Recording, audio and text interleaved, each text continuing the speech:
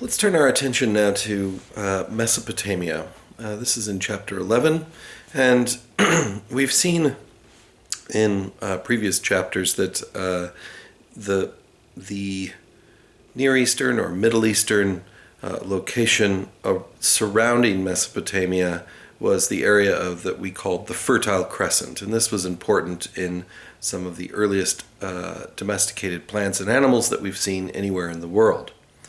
And the Fertile Crescent gets its name because it's the headwaters of a couple of important rivers, the Tigris and the Euphrates, that run north to south from the Taurus Mountains in Turkey through the countries of Syria and into Iraq and slightly into Iran. These are two perennial major rivers, and in the Neolithic period, the headwaters of these, the hilly flanks as they're called, was what we called the Fertile Crescent. And I mentioned before that you should think of these sort of surrounding areas in the headwaters of the Tigris and the Euphrates more like Nebraska and less like the Sahara Desert. These are fertile plains that are watered by rain, and plants grow and they're quite abundant. Herds of animals in the past, before there was agriculture, would have flocked on these grasslands. There also would have been more trees in the past in this area. It would have been a pretty nice place to hunt and gather. And then eventually people settled and started cultivating and managing their food sources. It was only when the technology allowed for this that people started to drift into the river valleys further to the south in what we now know as southern Iraq and further to the south of that. Because people needed food and people needed, there was water in the rivers, but that was really it.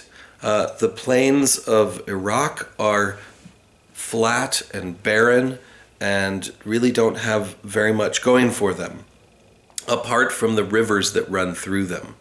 And because the area is so flat, the rivers would change course from time to time. Because all it takes is a flood, and then the river is now on a new path, and the old course of the river has been changed. So, how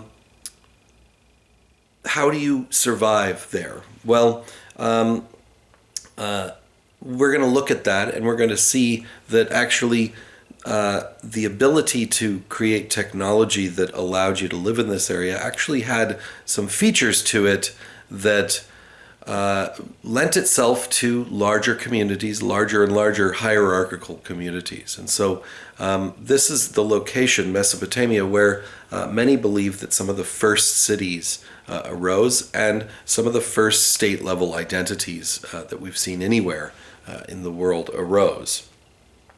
But we shouldn't forget that those communities in the hilly flanks surrounding the headwaters of these rivers also were still inhabited.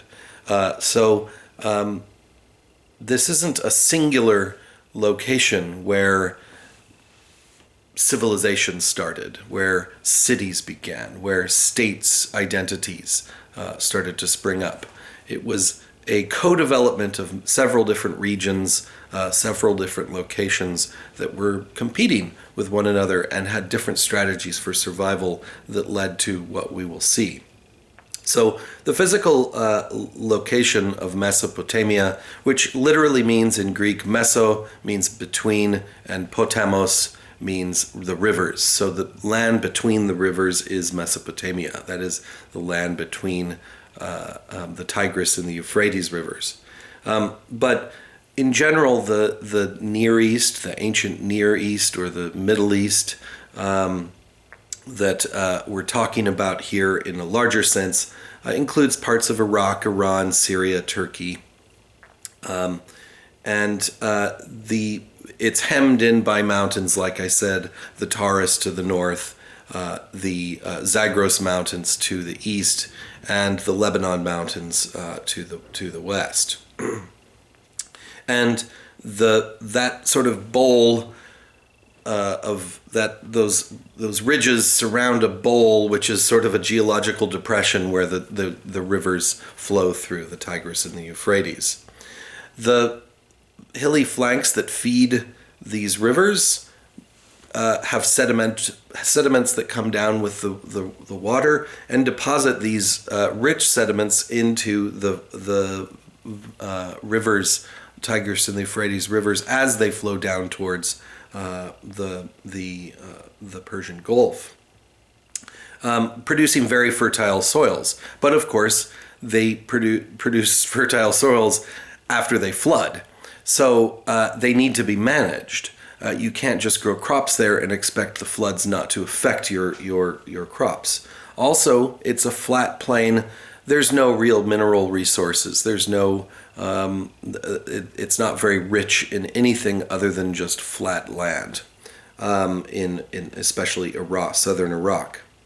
And when you get down towards the Persian Gulf, the rivers fan out into some marshy lowlands, wetlands that still exist today, but in the past would have meant that the sea actually came closer inland, and so there were and still are what are called the marsh Arabs that live in this marshy area and travel around by reed boats and build reed houses. They still exist. They wouldn't have been Arabs in the past, but this lifestyle probably found its origin many thousands of years ago. This living in the marshlands towards the mouths of the Tigris and the Euphrates rivers. So that's the geography in the area that we're talking about here.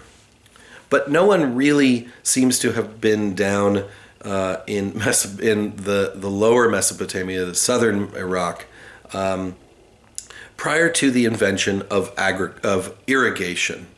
I mentioned before that some of the earliest crops, domesticated crops and domesticated animals, were found in the northern Mesopotamia area, the Fertile Crescent.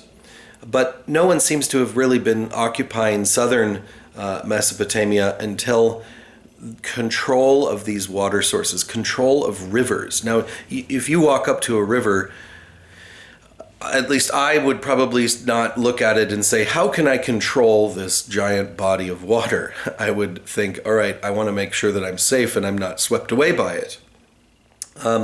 In the north of Mesopotamia, what's called dry farming is possible. Rain falls enough that you can count on it to water your crops. But if you move into southern Mesopotamia, you need to control the one source of water. It doesn't rain enough in southern Mesopotamia to water crops. You need to control that water source, which is the river. How do you do that? You need a lot of labor. And then also in southern Iraq now, as I mentioned, there are sites that now look like they're in the desert, but at one point they would have been on water courses, but those water courses have changed because the land is so flat that all it takes is a little bit of a diversion and the river will change course. Also, we now know the chemistry of agriculture, and that plants suck nutrients out of their soil and actually replace certain types of irrigation and watering will salt the earth. And plants eventually, if this practice continues and is not remedied or fallowed, or nitrogen fixing plants or are rotated into fields,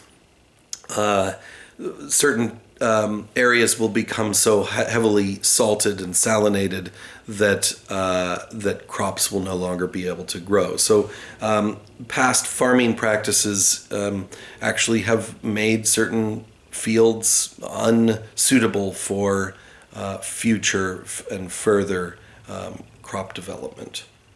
So the first people that we know that moved into southern Mesopotamia, probably from the surrounding highland areas, was in the Ubaid period.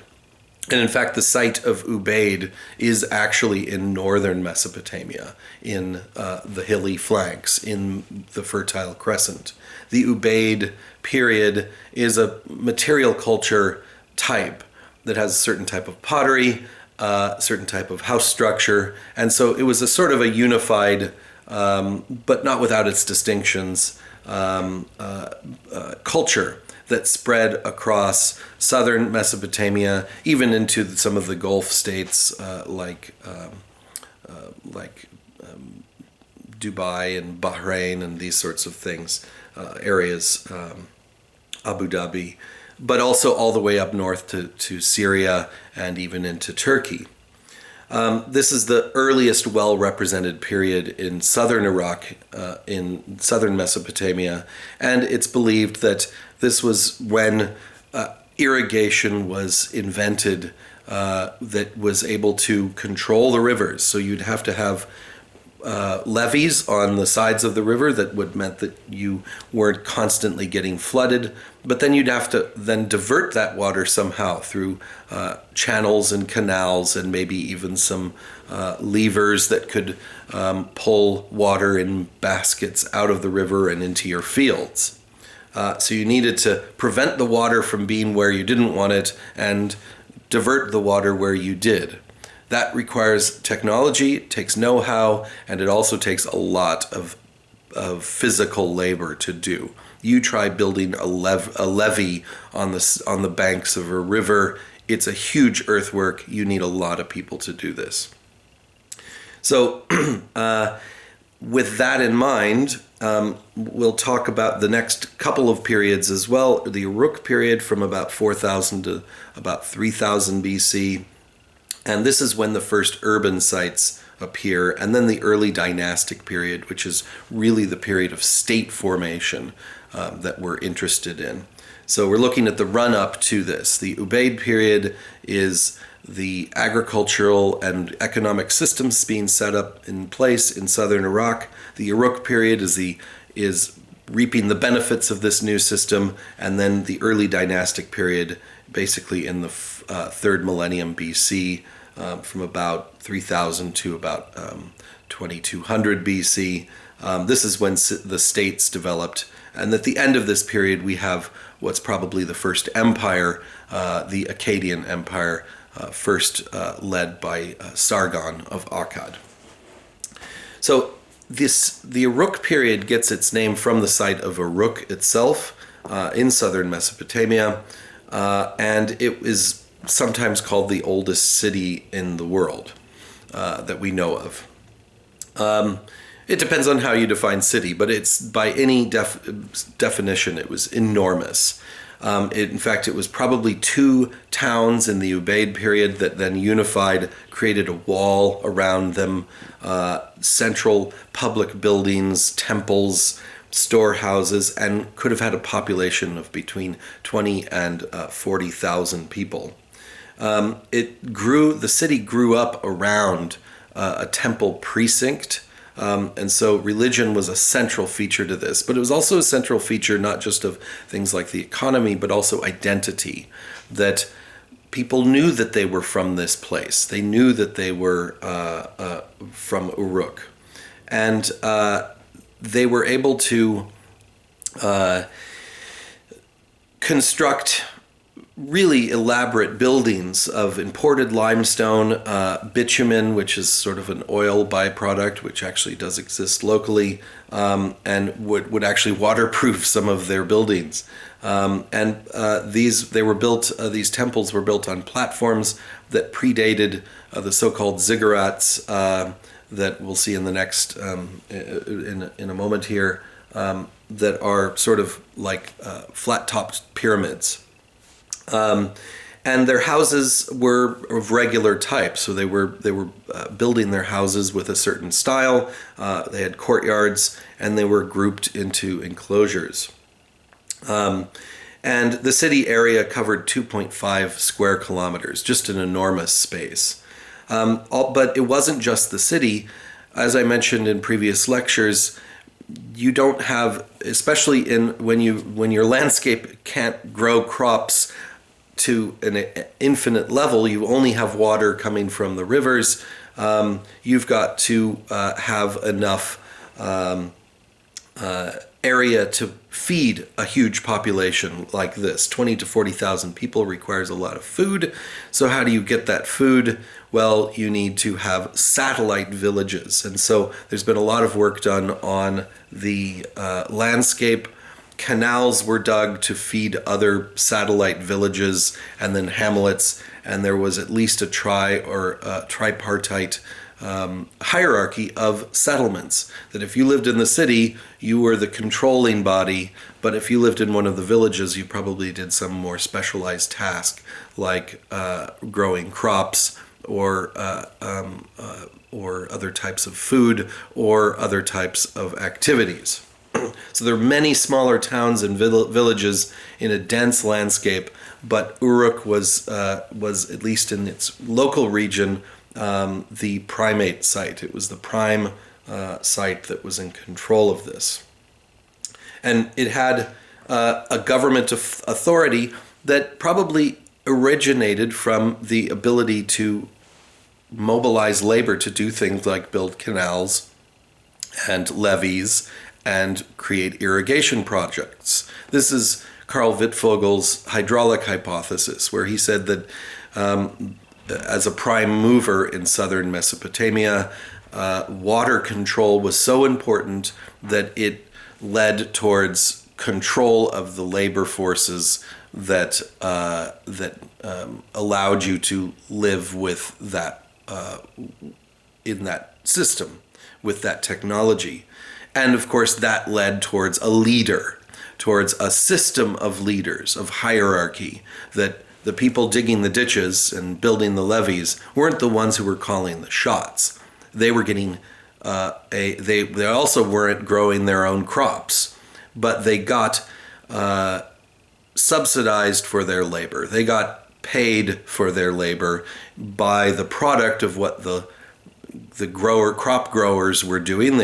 But the crop growers didn't own their land or their levees or the canals.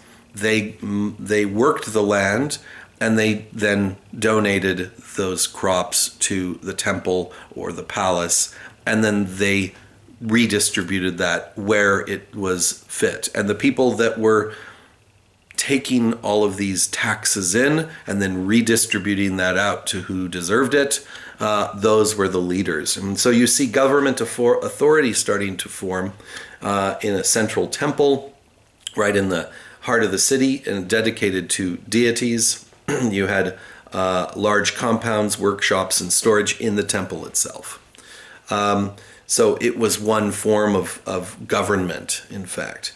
And you also had the city council, who selected a king, and they also were enacting other civic orders. And you had a palace for the priest king.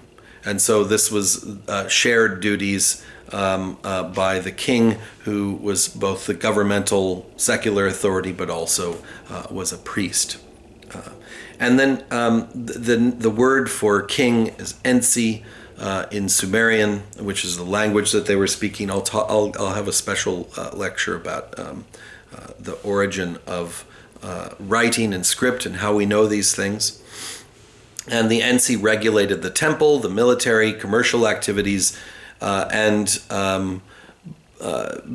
enacted justice. So they were judge, jury, executive, and legislator all in one. So it was every kind of governmental activity had its top. So the Ensi was at the top of all of this social order, this hierarchy that went down to the lowliest of the low.